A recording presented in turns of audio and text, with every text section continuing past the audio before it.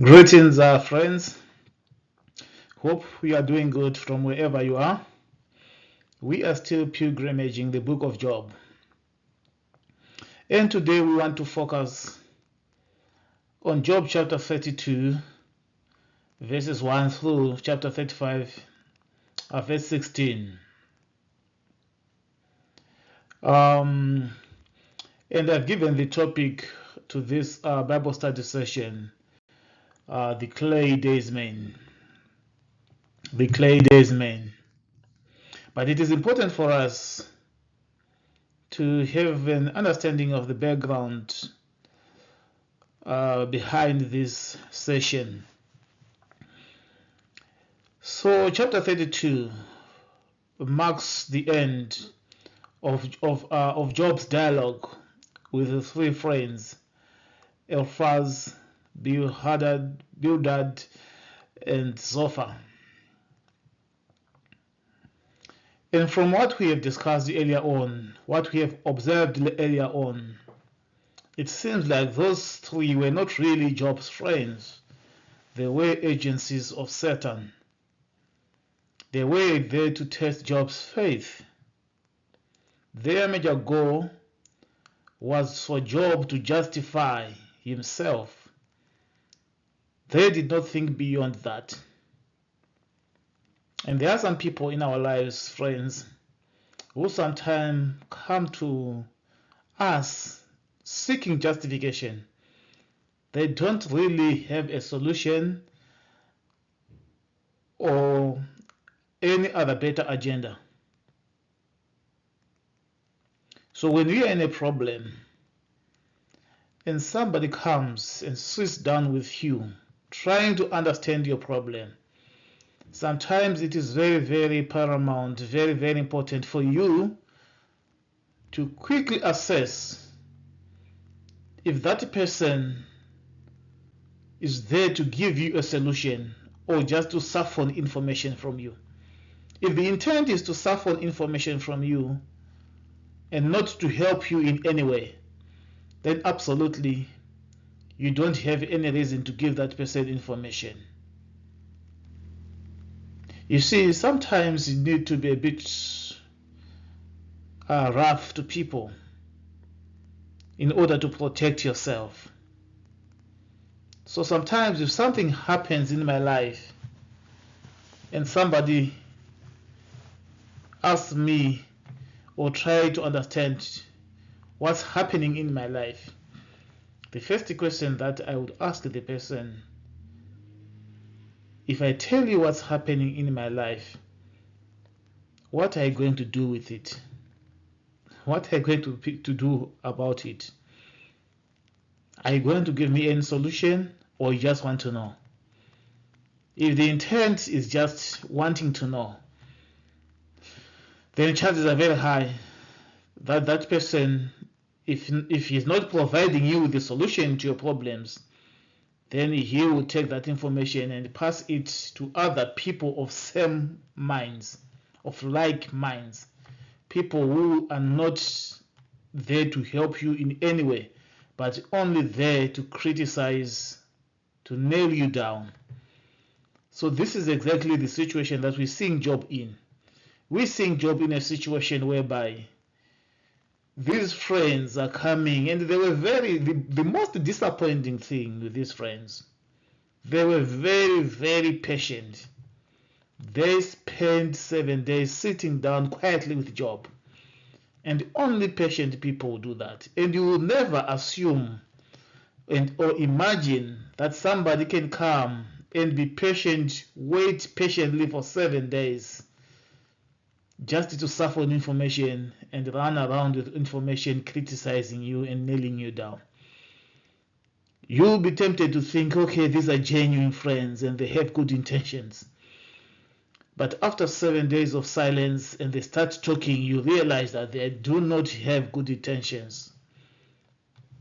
So the devil can also be very, very patient. I think ladies understands this better. When somebody loves you or pretends to love you, when men come into your lives, Same applies. It applies to women, I think, nowadays. But when we're growing up, when men come when a man comes to your life, they will be very patient. They can they can work with you for even 1 year, presenting their case, trying to convince you. And as a woman, as a lady, you would think, oh, this person is serious. She has been pursuing me for almost 6 months now, for over a year now. Let me give him a chance. The moment he gets what he wants, after 2 weeks, you'll be seeing completely a different person, and you'll be in a very, very serious shock. Is this the same person who was pursuing me for more than a year? The devil sometimes can be very patient. Just like women these days, they're also just men. They can friend you for more than 2 years, especially with this social media, um, social media era. They can be your friends for centuries, for decades, following you, following your posts, following whatever you're doing with your family, and you think maybe they're just general and genuine friends. The moment they get a chance, and the moment you give in, you'll be surprised that after a month or so, you'll be seeing totally and completely a different person. So this is exactly the most disappointing thing with Job's friends. They were very, very patiently waiting for 7 days in silence. Only after 7 days, then he would see that they were not really genuine friends, but they were agents of Satan. And for sure, Job fell into their trap by spending much time justifying himself instead of God. So this is exactly what I was talking about. Job fell into these people's traps. And you can't blame Job. As I was saying earlier on, seeing his friends, the so-called friends, being patient for 7 days or for a long time, Job was convinced that they were genuine friends. So he expressed his emotions, expecting that the friends would help him. But the moment they opened their mouth, it was very clear to Job that these were not friends but enemies. We need to be very careful, friends, in the way we spend or invest our time. Where are we investing our time? In most cases, if you want to be honest, if you are not careful, you invest your time in useless people. You can invest your time in very, very useless people. So you need to be very, very sure. You need to manage your time very well. Don't ever spend your precious time on useless people. I think this calls for all of us to do an introspection, a self-examination, a scan at all our friends that we have, be it physical or social friends in the social media platforms. If they are not helpful, then why are you keeping them? It appears right away from Job, when they opened their mouth, then Job was very convinced that these people, the so-called friends, were on a mission not to comfort him, a mission not to be with Job or to stand with Job, but on a mission to destroy Job. And at one point, Job believed that God was against him, and he requested for a mediator, the Clay Daysman. That's where the topic is coming from. Job chapter 9, verse 33. Neither is there any daysman between us that might lay his hand upon us both. So this is also very funny. Job chapter 9 verse 33.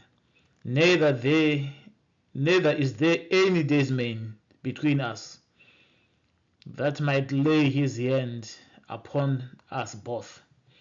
This is Job asking if there's a mediator who would come and mediate between him and God. So Job was even hurt to the point that he would think that there might be someone better than God to come and mediate between him and God. Because he was, from his perspective, he was doing everything right, serving God faithfully. So to see or to experience this pain, he failed to understand why God was punishing him, because he was coming from a Jewish background whereby every pain was linked to a punishment from God or from Yahweh. That was the transaction. Seeing somebody in a pain, seeing somebody in a experiencing calamities or difficulties, the conclusion was very simple. They are in this situation, bad situation, because they have messed up. They have sinned against God. So Job did an introspection, and he was convinced that he was pure before Yahweh, before God. But still God punishes him. So he wanted a mediator to come and maybe settle any other grievances that might have been between the two of them, the Clay Daysman. Job chapter 9 verse 33. Neither is there any daysman between us that might lay his hand upon us, upon both of us. A daysman, a mediator. The clay, that's human, a mediator, human mediator. That is what pain does sometimes to us.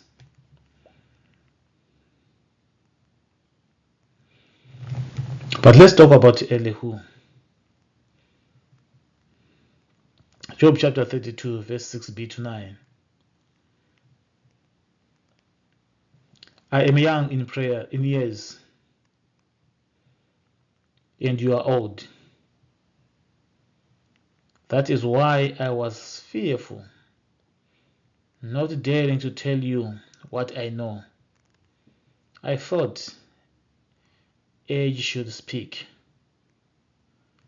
Advanced years should teach wisdom.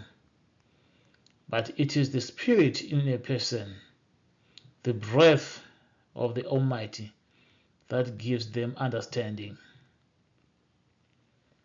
It is not only the old who are wise, not only the aged who understand what is right. He witnessed and followed closely the dialogue between Job and the three friends. He could not speak because he felt that he was young and inexperienced.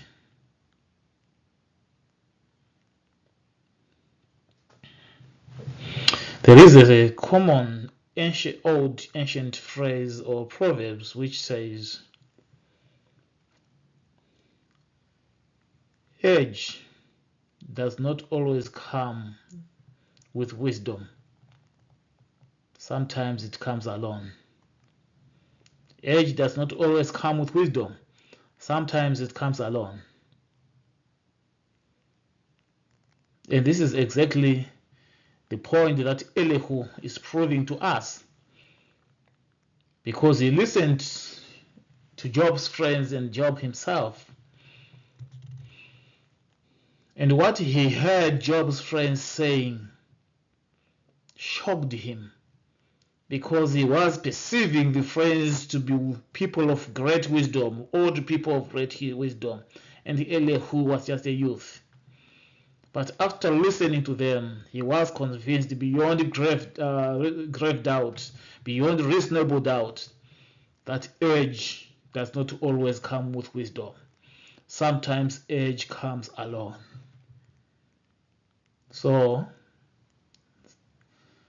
I would encourage you If you feel like you have something to contribute, don't look down upon yourself. Don't look at your age. Don't look at your status. Don't look at your gender. Age does not always come with wisdom. Sometimes age comes alone. Being young as he was, Elihu had concerns. If you read Job chapter 34, verses 5 to 9, one of his concerns was Job's self-justification. But was Job wrong in requesting for a daysman? At the same time, was Elihu being too harsh in his submissions? So if you put yourself in Job's shoes, you would truly think that maybe Job was right to request for a daysman. But at the same time, if Job was aware that this is Yahweh's hand, then surely no daysman would come between him and Yahweh, because Yahweh was the ultimate power.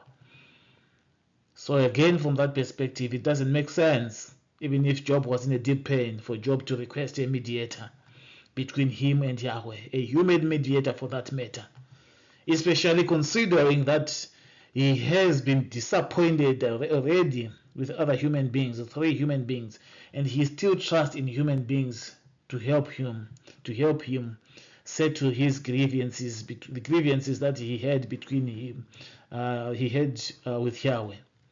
That doesn't make sense to some extent. Job says, I am innocent, but God denies me justice. Although I am right, I am considered a liar. Although I am guiltless, his arrow inflicts a hard pain in my wound. Is there anyone like Job who drinks corn like water? So you see, Job is trying to introspect. Job is thinking aloud. I am the most innocent man, but everyone now around me is considering me a liar. Because the whole community was very, very convinced that the only reason why people would suffer is because they've sinned against God or Yahweh. So the moment they see Job suffering tremendously, but at the same time claiming to be the most righteous man, the community somehow labeled him as a hypocrite. The community pointed fingers and said, hey, look, this person is a liar. For all along he was pretending to be the most innocent people amongst all of us. But look the way he's suffering. He's a liar.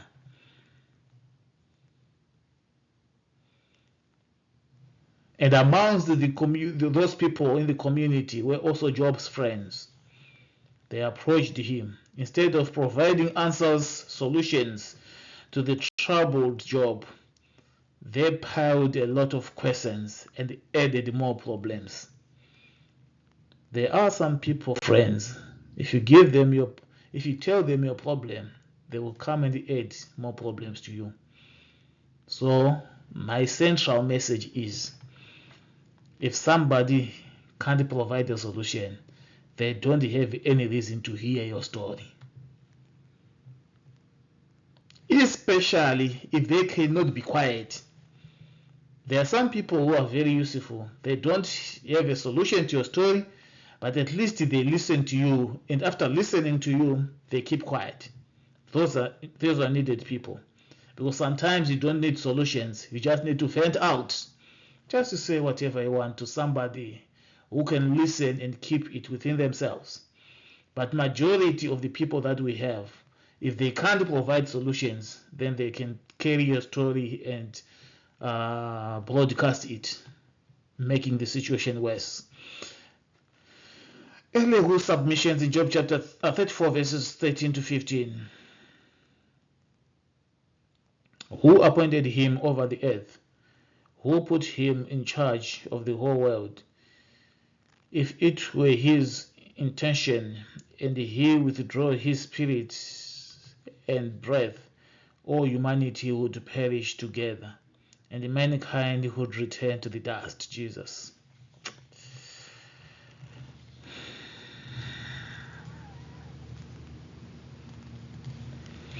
So Elihu, after listening to Job, looking for a Clay Daysman, looking for a mediator, Elihu's central understanding, fundamental understanding was God is the ultimate power. God has the ultimate power. If he wants to destroy every human being, he can do that without any hindrance or limitations. So in other ways, in this passage, Elihu was trying to remind Job that, hey, look, you can't have a Clay Daysman, you can't have a mediator between you and Yahweh, because Yahweh is the ultimate God, is the ultimate authority.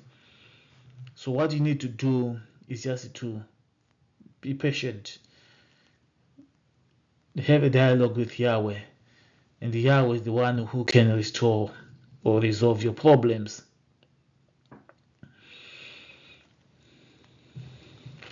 Elihu said, I would like to reply to you and to your friends with you. Look up at the heavens and see. Gaze at the clouds so high above you. If you sin, how does that affect him? If your sins are many, what does that do to him? If you are righteous, what do you give to him? Or what does he receive from your hand? Your wickedness only affects humans like yourself, and your righteousness only other people. So you see how Elihu is theologizing here. He said God, in other words, he's simply saying Yahweh or God doesn't need anything, absolutely anything from you, Job, and your friends. Look at the sky. You see the stars. You see the moon. You see all the planets. You see the flora and the fauna. Everything is in Yahweh's hand. He has everything that he wants. So he doesn't need anything from you. So your sins does not affect him in any way. Even your righteousness would not affect him in any way. Your sins only does bad to people around you, to your friends and to your community. And your good works also does good to the community around you. So it's about people around you. So when God calls us to be righteous, to be good people, he is not benefiting a lot from it. It's just we are benefiting because he's encouraging us to live harmoniously within the community as good creatures, as good humans. And at the end of the day, the community and all of us benefit from that. So that was kind of Elihu's theology. Job chapter 36, verse 5 to 7. God is mighty, but despises no one. He is mighty and firm in his purpose. He does not keep the wicked alive, but gives the afflicted their rights. He does not take eyes off the righteous. He enthrones them with kings and exalts them forever. So, Elihu was really in this verse motivating, encouraging Job to remain righteous. He said, God will never take away his eyes from the righteous. So no matter the situation that you are in, as long as you are doing the rightful things, God's eyes are on you. Never be weary of doing good. Never get weary of doing good. Continue to do the righteous, the most righteous things, the good works, and God will never keep his eyes away from you. God's eyes will never depart from you. So do not be weary of doing good. The problem that a lot of us, we have been scammed. That's the language of the day. We have been scammed.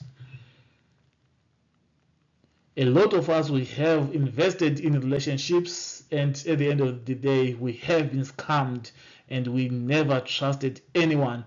And in the process of trying to heal, we started also scamming others. A lot of us, we have helped relatives and strangers. At the end of the day, they paid us badly. And because of that treatment, you stopped helping strangers and relatives. But not only that, you also went a step ahead, a level up in now doing bad to strangers and to relatives. But never be weary of doing good. Continue doing good regardless your experiences. You are called to continue doing the rightful thing, because God's eyes will never depart from the righteous ones. What are we saying, friends? Trials in life do not make us what we are, but they reveal what we are.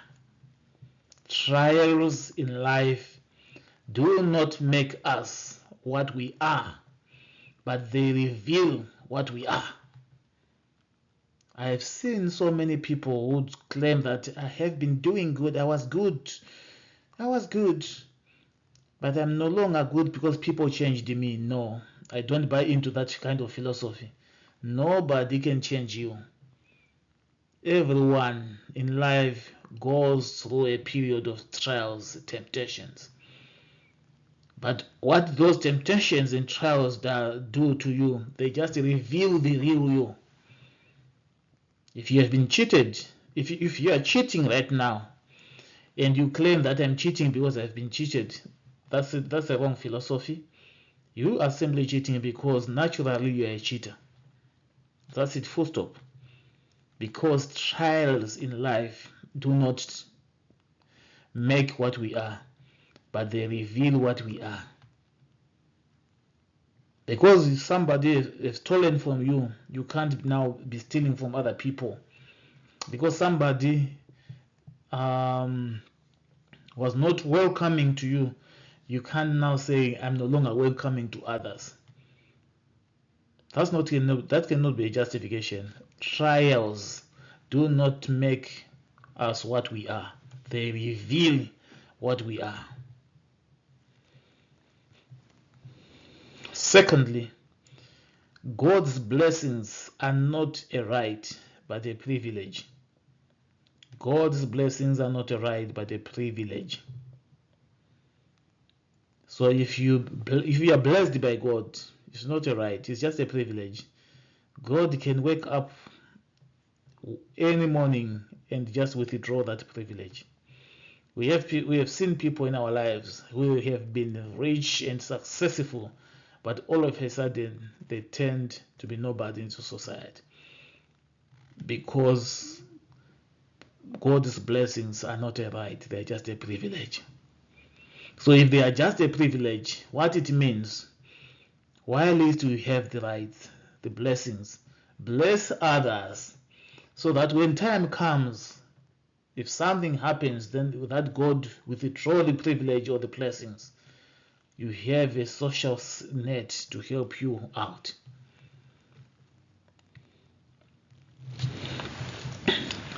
From a New Testament perspective, I've read the passage of the shrewd manager.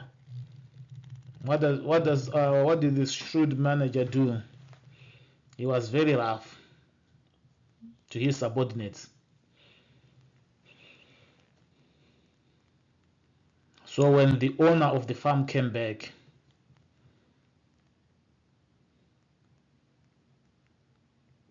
Then some of his subordinates told the farm owner that this about the bad things that he was doing, and the farm owner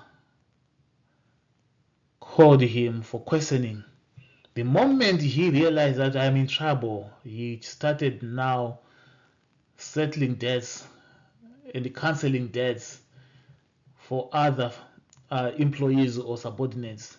At the end of the day, he wanted to create a social safety net that when the farm owner chases him away, he has some people who would stand with him and say, hey, you helped us, therefore we are now to help you. So God's blessings are not right, they're just a privilege.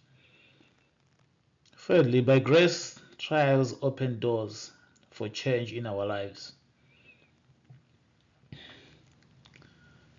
I don't know with other people. Myself, I've experienced it in my life. I've gone through periods of massive, great tribulations and trials in my life. But at the end of the day, if I reflect back, I would say, if it was not because of those trials, I would not have been here. So trials, friends, are not only there to destroy us, they are also there to force us or to push us into the next, to usher us into the next level. Without the trials, we don't develop. Without opposition, we don't develop. Without criticizers, we don't. Without critics or criticizers, we don't develop. So trials are equally important in our lives because they push us or they usher us into the next level.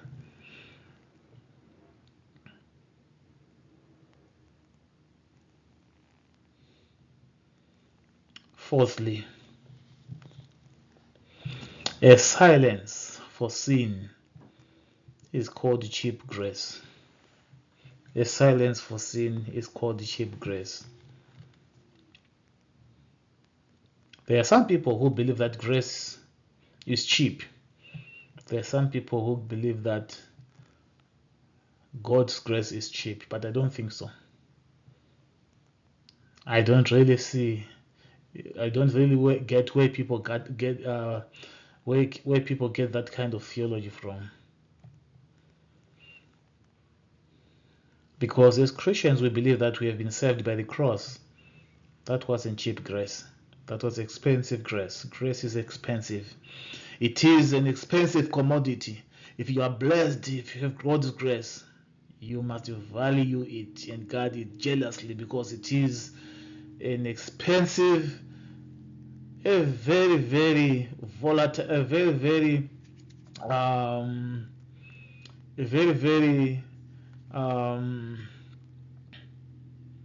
what can I say? It is something which needs to be guarded jealously.